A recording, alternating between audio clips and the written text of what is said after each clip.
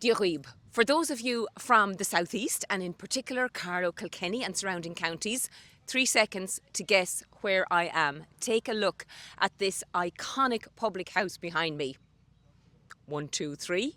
You've guessed it.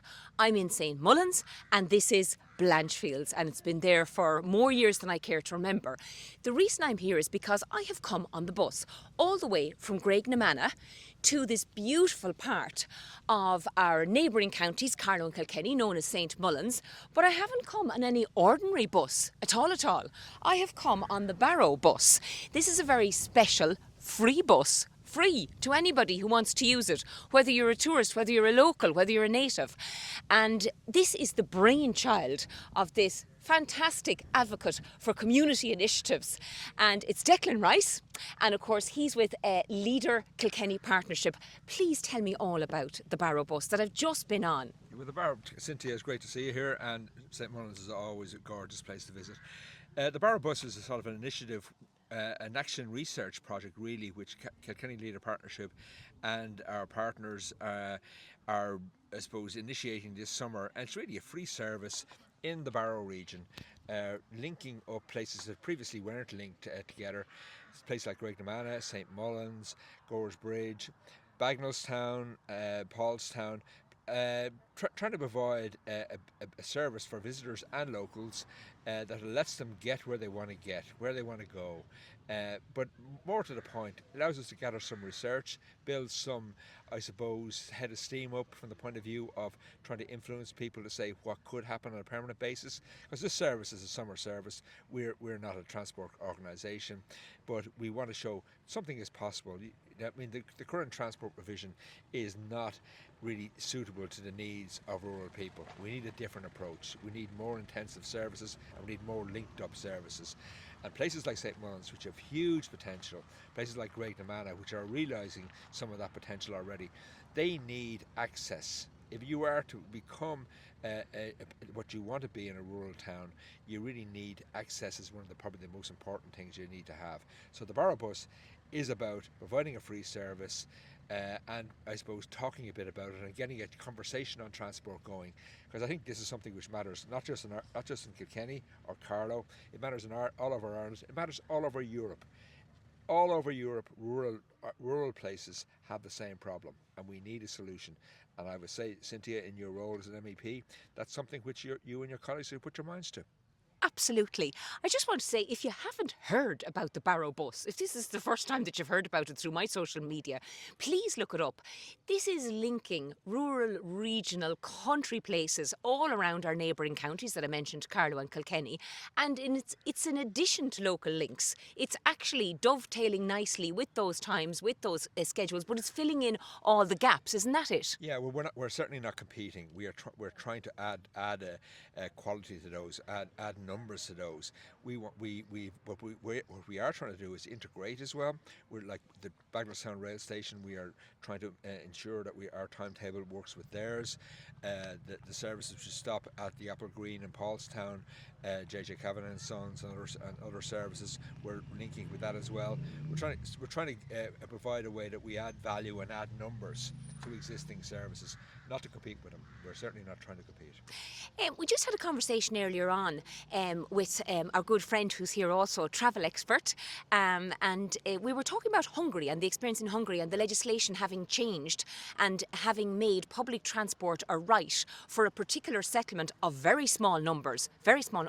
We do need laws behind the entitlement and the basic need for connectivity and for travel. Not necessarily free, it doesn't have to be free, but it does have to be connectivity because we don't want people left behind. Yeah, no, Brendan Finn is of this parish, not quite this parish, but he lives in Kilkenny now, formerly of Dublin and a native of Kerry, but is an international public transport expert and consultant. He has his finger on the pulse, and we have been talking for a long time about this idea of what is a suitable level of service. What is a basic level of service you need to live in a rural area, no matter where it is. And in Hungary, maybe partly because they don't have the same sort of car ownership as we have here, and cars are very expensive and they're very hard on the environment as well, but they have enacted a law which means a basic minimum level of service is required of anyone who operates a public transport service. So that means that that's established. That means that everyone that runs a public transport service has to provide that level. So I won't get into it because it's a bit technical, but it would be, if you were talking about Ireland, it might be at the level of saying every 2 hours or every hour and a half to every 2 hours, you have to have access to some sort of a service to get from you to another point where you can travel beyond. Now, I just want to say this goes way beyond people having rights, in terms of connectivity. And of course, they do have entitlements and they do have rights, but this is a responsibility also to the environment, to bringing down the level of road deaths. I could go on and on to declogging the roads. Totally. I mean, but it certainly is. I mean, we have huge fines hanging over our heads from Europe because we're nowhere near our climate goals, and we're going to end up spending hundreds of millions of euro, probably, because we're not going to make those goals. Why don't we make a start by putting more money into public transport? There was great intentions a couple of years ago. They have sort of come to an end. We're in a situation now where there's been no serious expansion in public transport through the Connecting Ireland system in a couple of years. And it should be going the other way. We need to be taking cars off the road, but we also need to realise that while cars are great and people like cars and all that, they're very expensive. I mean, I don't know about other people's households, but I know we're a 3-car household. Yeah. Now, can we afford to be a 3-car household? Probably not, but we've no other choice because people work that way and all this. But when we don't have any public transport at all anywhere near our small village. And we all want to do our bit for the environment, and it's such a huge problem. The easiest way is to do it and to contribute towards solving the problem is public transport. Well, exactly, because if you don't have public transport, you've only a couple of choices. One is to say to buy a car or buy some sort of motor vehicle, and the other one is to move away from your rural area. And this is a major reason why. There's other reasons why young people move to places, why old people move to places. But one of the big reasons is access to services, access to social opportunities, access to work, access to training. If you cannot get easily from where you live to any of those, you're going to have to move. Yeah. And that's why you do see the problem of this in rural Ireland. And the solution to it is more thought and more resources into transport. It's actually very cheap. Now, this is a community initiative. As I said, this bus is free, the Barrow Bus, right? And this is one of very few examples of initiatives that are being run all over the country. So we need to get more of this off the ground, literally. Well, I think what we need to do is gather more data and research to answer the questions which will legitimately come from the people who pay for these things, to say, well, who's using it, how often are they using it, how can we best get value out of this? We think some of those answers are fairly obvious, but people still need to see the data. I mean, there are quite a few things, not a lot, but there's probably a handful of things going on, mostly on the western seaboard, Donegal, Mayo, Clare, Kerry, and I think we're the only one of this sort of region, and we're the only one which is driven by a local development company, by a leader company. Exactly. But we ran the Lingon Loop in the southwest Kilkenny and southeast Tipperary area there last year. That informed some of the things we've done this year with the Barrow Bus. I suppose we have an automatic booking system now, which is actually allows us to gather data as well as some research and some questionnaires we do. And next year we may do it again somewhere else. But what we're trying to do is gather the data to allow us to actually answer some of those questions, but also promote the idea that something is possible and it doesn't cost the earth. No, it doesn't.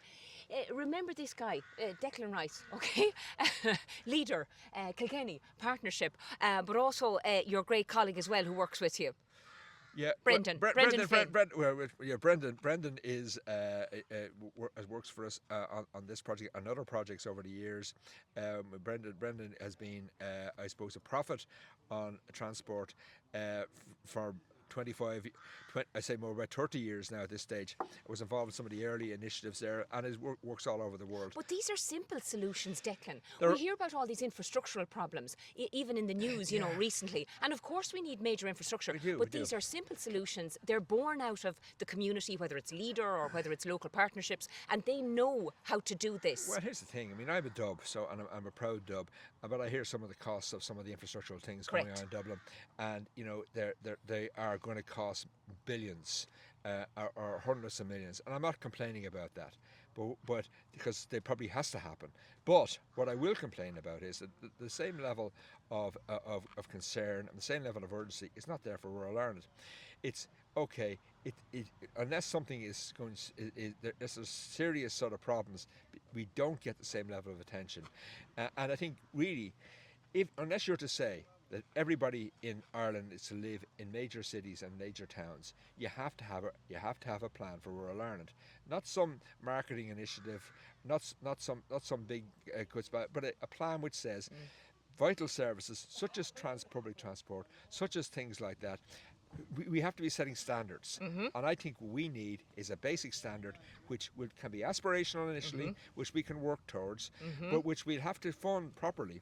And it can't be a secret standard, which maybe the NTA would say, well, we're aspiring to do that, and there's sort of a standard there. It has to be public and transparent. And I think it has to be legislated for as well. I think we're coming to I totally think that so. point. And I would say what we need to do is to do what we did with broadband about 20 years ago, and set a standard. And what can you call broadband?